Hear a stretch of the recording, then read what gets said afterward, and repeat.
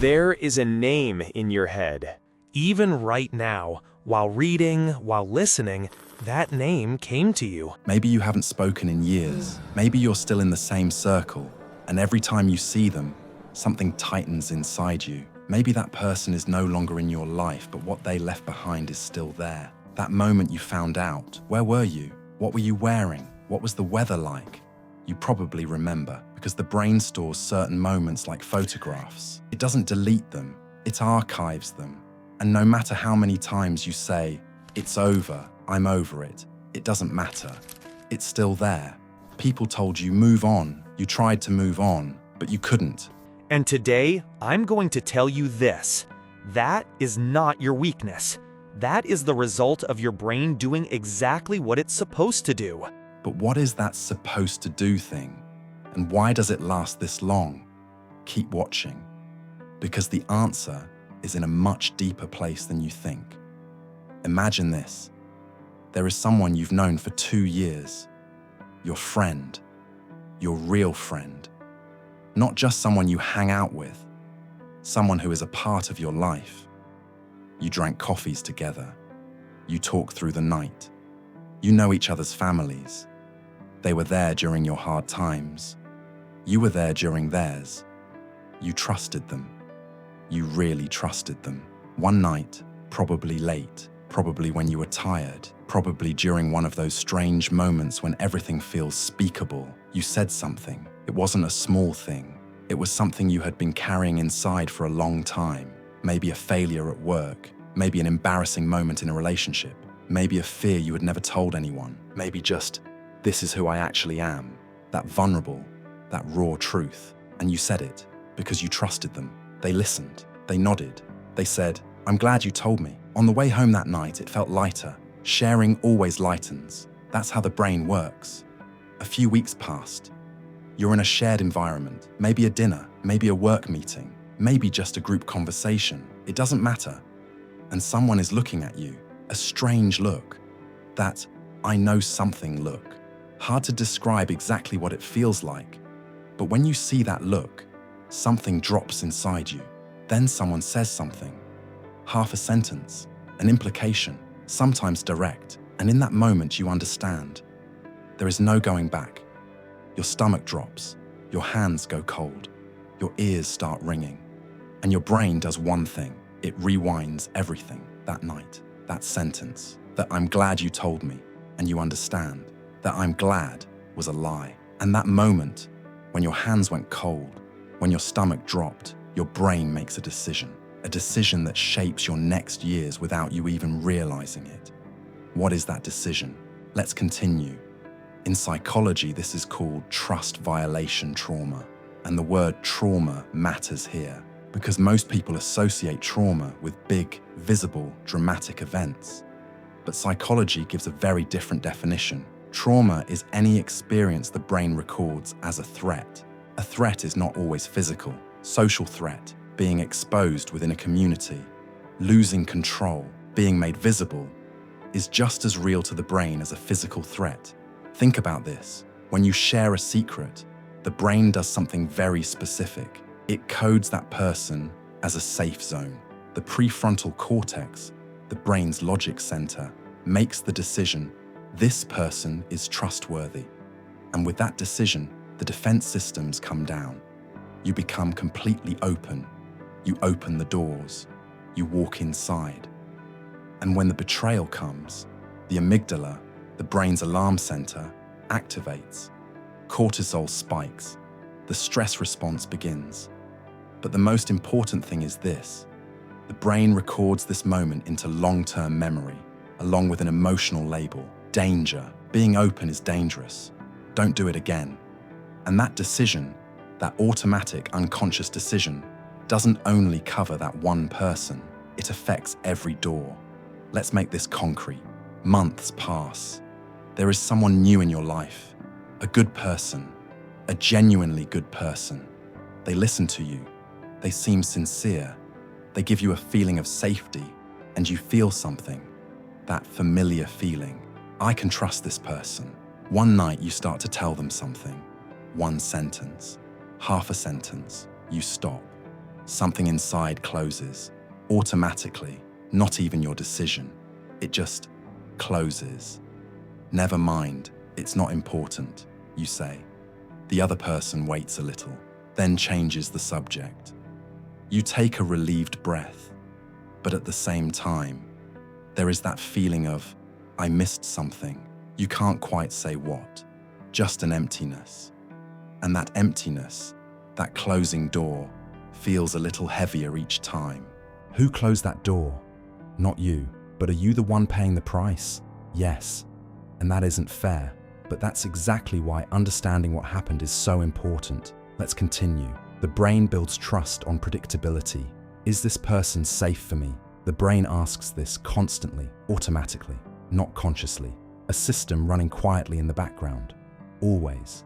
And this system runs on data, past experiences, behavioral patterns, non-verbal cues. When someone you trusted betrays your secret, this system makes a very critical update. Not just that person. It reevaluates everything that person represents. The close friend category, the long-term acquaintance category, the person who seems genuine category. All of them become suspect. And the brain makes a very logical but very blunt decision. If I can't be sure, don't open up. This decision is no longer protecting you from that person. That's long gone. It's protecting you from everyone in the future. And now, I'm going to tell you something very important.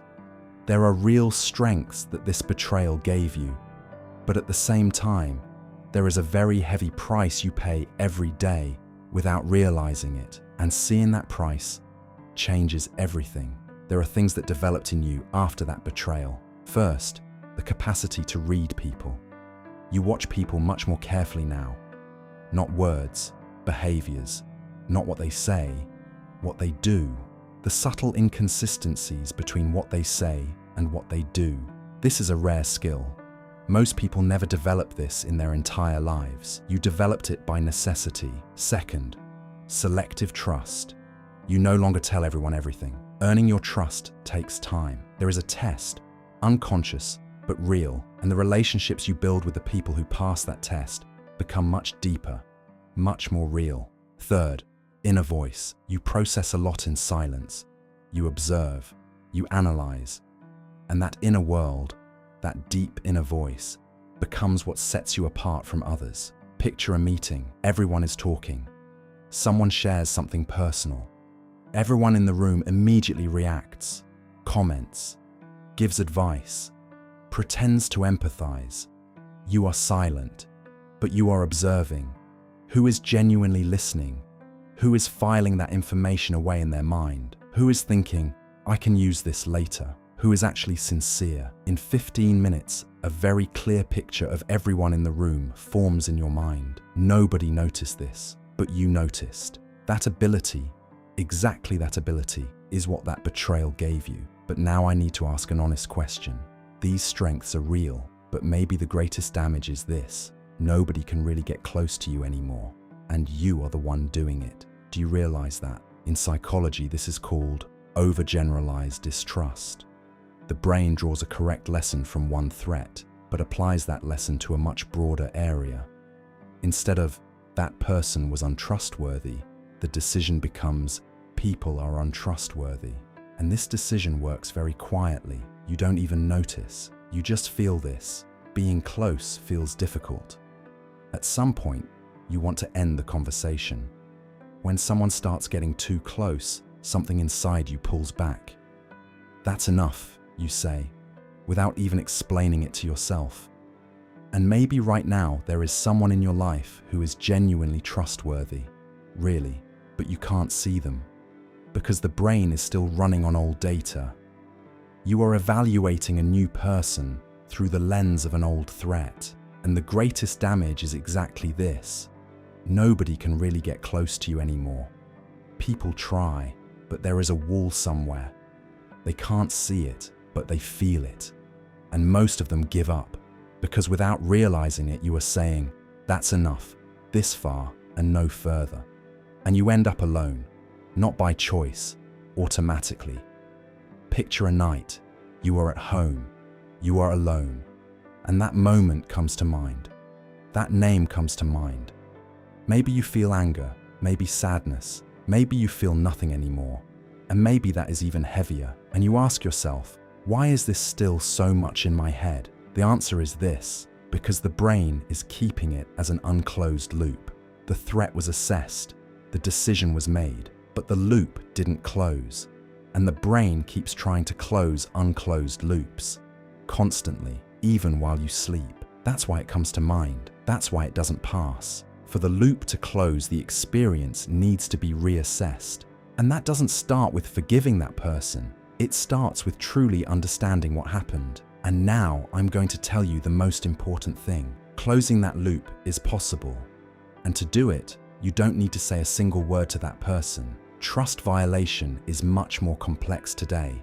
Social media, group chats, screenshots. A secret reaching not one person, but hundreds takes 1 second. That's why this generation builds trust much more carefully. And that's not bad, that's smart. But it also creates this: surface-level connections.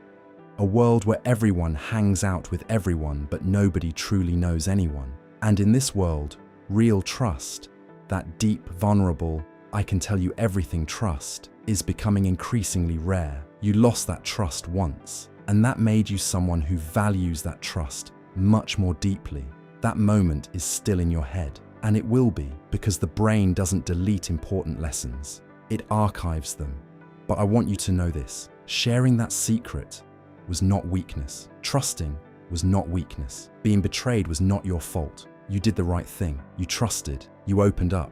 That's what being human is. And the other person did the wrong thing. That says something about their character, not about yours. Now I want to ask you something. That unclosed loop, that still in my head feeling, what is it telling you? Maybe this: trust still matters to you. You still want it. You haven't given up. And that wanting is actually your greatest strength, because people who close completely don't get hurt anymore, but they don't truly connect anymore either. And that's exactly why I need to ask. The problem was trusting the wrong person. You already know that. But the real problem would be if you stop trusting anyone, because then that person wins twice. Once by taking your secret, and once by taking you from yourself, still in your head, but it no longer has to run you. Losing trust is not an ending. It is the beginning of understanding what makes someone trustworthy.